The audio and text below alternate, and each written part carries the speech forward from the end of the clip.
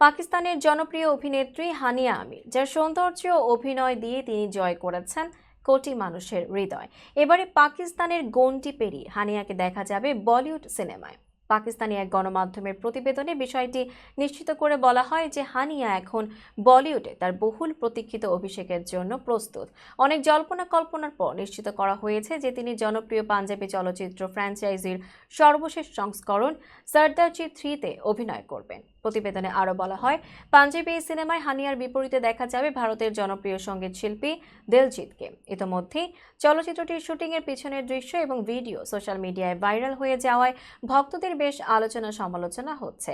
যদিও সর্দারজি 3 এর কাহিনী এখনও গোপন রাখা হয়েছে, তবে চলচ্চিত্রটির অফিসিয়াল রিলিজ তারিখ নিশ্চিত করা হয়েছে। দিলজিৎ দোসাঞ্জ জানিয়েছেন, চলচ্চিত্রটি 2025 সালের জুন মাসে সিনেমা হলে মুক্তি পাবে এবং রিপোর্ট অনুযায়ী এটি 27 জুন মুক্তি পাওয়ার কথা রয়েছে।